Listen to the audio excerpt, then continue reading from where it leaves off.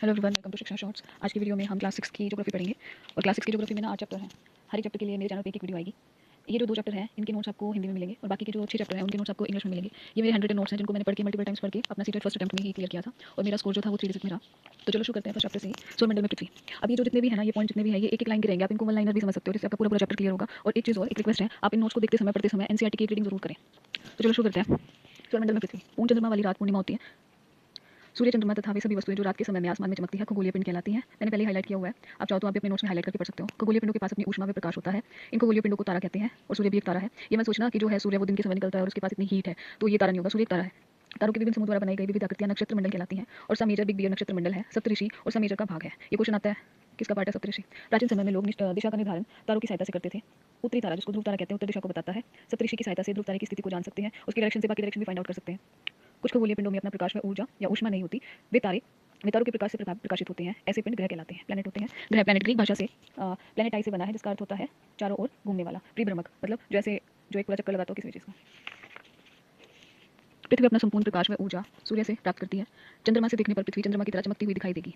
चंद्रमा एक उपग्रह है, एक सैटेलाइट है। चंद्रमा पृथ्वी के चारों ओर चक्कर लगाता है। अब सौरमंडल में पढ़ेंगे हम क्या है। 8 ग्रह, उपग्रह, खगोलीय पिंड जैसे क्षुद्र ग्रह, उल्का पिंड और सौर, ये सारे के सारे क्या है? सौर परिवार है। इसका प्रमुख मुखिया कौन है? सूर्य है। सूर्य सौरमंडल के लिए प्रकाश व ऊष्मा का एकमात्र स्रोत है। सूर्य से पृथ्वी की दूरी 15 करोड़ किलोमीटर है। सोल, ये एक साइड में थोड़ी सी इन्फॉर्मेशन दे रखी थी, उसमें बताया गया था कि जो सोल है ना वो सूर्य के देवता को कहते हैं। ज्योग्राफी, ग्रीक भाषा से लिया गया है, जिसका अर्थ है पृथ्वी का विवरण। 2 ग्रीक शब्दों से मिलकर बना है, जैसे जी और ग्राफिया। यहाँ पे जी होगा, जैसे जियो का मतलब पृथ्वी और ग्राफिया मतलब लिखना। जियोमेट्री, जैसे कि 2 वर्ड हो गए ना, जियोमेट्री, तो पृथ्वी का मापन। जियोलॉजी, पृथ्वी का अध्ययन। और जियोलाइट, पृथ्वी के आकार के अनुरूप उसकी शेप को जो बताता है। हमें पता है पृथ्वी गोल नहीं है, कुछ इस तरह की पृथ्वी की शेप है। आगे देखते हैं, खगोलीय पिंडों एवं उनकी गति के संबंध में अध्ययन करने वाले को खगोलीय शास्त्री कहते हैं। और एक एग्जाम्पल दे रखा था आर्यभट्ट का। नेक्स्ट देख लेते हैं। सारे प्लैनेट को एक क्रम में याद करने के लिए एनसीईआरटी में एक ट्रिक दे रखी थी, जिसको हम यहाँ पढ़ रहे हैं। My very efficient mother just served us not. इसका एक-एक हम हैं जो अल्फाबेट उठा लेंगे। सभी 8 ग्रह सूर्य का चक्कर लगाते हैं। ये दीर्घावर्ताकार में फैले हुए हैं। ये कक्षाएं कहलाते हैं, ऑर्बिट कहते हैं इनको। बुध सूर्य का सबसे नजदीक है। एक चक्कर लगाने में 88 दिन लगते हैं बुध को। किसके चक्कर लगाने में? सूर्य के चक्कर लगाने में। शुक्र पृथ्वी का जुड़वा ग्रह है। ये क्वेश्चन आता है, इंपॉर्टेंट है ये। वीनस, शुक्र को वीनस कहते हैं। सेम शेप और साइज के होने के कारण इसका जुड़वा बोला जाता है। अंतर्राष्ट्रीय खगोलीय संगठन, खगोलीय पिंड, ये जो था एनसीईआरटी में मेंशन्ड है। आगे है, कुछ ऐसे जो थे प्लैनेट थे जिनको प्लैनेट होने से हटा दिया था, प्लैनेट की कैटेगरी से हटा दिया था। उसमें था सिरस, प्लाटो। इनको बोने ग्रह का जो है नाम दिया गया था। अब है पृथ्वी।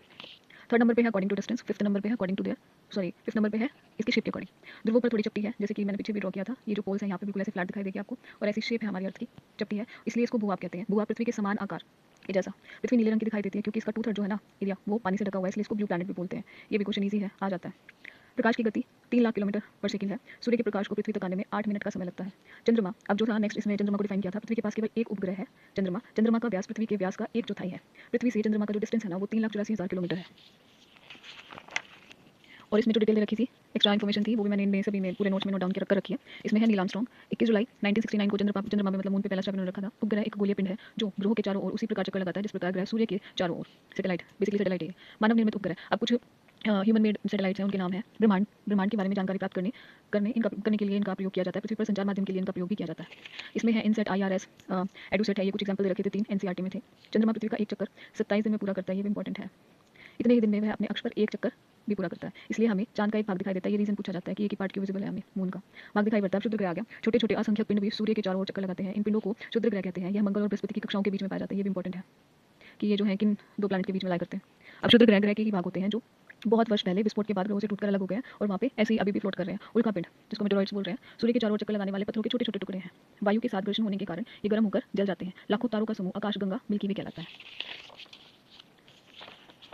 इसके बाद ये खत्म हो जाता है। सौरमंडल आकाशगंगा का एक भाग है और ये पूरा का पूरा एक डायग्राम एनसीईआरटी में दे रखा है, उसको हम देख लेते हैं।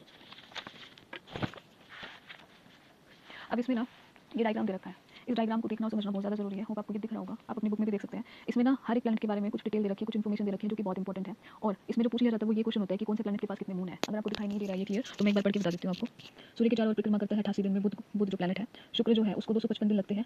और जो पृथ्वी है वो तो हम सभी को पता है, नॉर्मल ईयर में 365 और जो लीप ईयर उसमें 366 दिन लगते हैं। और अपने अक्ष पर ये एक दिन में घूमती है और मतलब 24 घंटे होते हैं ना एक दिन के अंदर। और चंद्रमा इसके पास एक है जो मंगल है, इसको पूरी परिक्रमा करने का समय लगता है वो होता है 687 डेज। और इसके पास 2 मून है। उसके बाद आता है बृहस्पति, इसको 11 साल 11 महीने, मतलब आप इसको 11 से याद कर लो। और इसमें ना 16 मून है। बृहस्पति के पास 16 मून है। आगे देखते हैं शनि। सूर्य के चारों ओर परिक्रमण में 29 साल लग जाते हैं। इतना ज़्यादा डिटेल में पूछेंगे नहीं। और चंद्रमा की संख्या 30 से भी ज़्यादा है। इसमें हम सबसे कम और एक बार ज़्यादा भी देख लेंगे। अब यूरेनस है, सूर्य के चारों ओर परिक्रमण 84 दिन में करेगा और इसके पास कितने मून है? 17 मून है। उसके बाद देखते हैं नेपच्यून, ये करेगा 164 में, इसके पास है 8 मून। तो हम देख लेते हैं सबसे कम मून अर्थ के पास है और सबसे ज़्यादा 30 किसके पास है? शनि के पास है। अब इसमें ना बहुत सारे ऐसे प्लैनेट है, 8 प्लैनेट बताए थे। हाँ, तो ये जो 4 प्लैनेट होंगे ना वो पास के हैं और जो बाकी के 4 हैं वो दूर के हैं। तो आंतरिक जो ग्रह हैं उसमें सूर्य के बहुत नज़दीक हैं, ये चट्टानों से बने हैं, रॉक से बने हैं। और ये जो बाहरी ग्रह हैं ये सूर्य से बहुत दूर है और बड़े आकार के हैं। और ये बने किससे हैं? इसके अंदर गैस है और तरल पदार्थ है। इनकी कंपोजिशन हम समझ सकते हैं इनसे। और एक बार आप इसकी रीडिंग कर लेना। सॉरी, यहाँ खत्म हो जाता है हमारा चैप्टर। ये देखो एनसीईआरटी में बता रखा है, my very efficient mother just does not. तो इसके एक अल्फाबेट से हम समझ सकते हैं इसके प्लैनेट का नाम कि सन के पास सबसे अर्थ का हमने जाना था कि तीसरे नंबर पे है ये सारा। उसके बाद देखो ये जितनी भी डिटेल थी ना मैंने सारी लिखी हुई है, आप वो नोट से पढ़ सकते हो। और डेली इस चैनल पे एक एक चैप्टर को हम पढ़ लेंगे जो हेल्पफुल होगा सीटेट के लिए, सोशल साइंस के लिए। अगर आपको ये वीडियोस अच्छी लग रही हैं तो आप इनको लाइक कीजिए और चैनल को सब्सक्राइब कीजिए। Thank you so much for watching.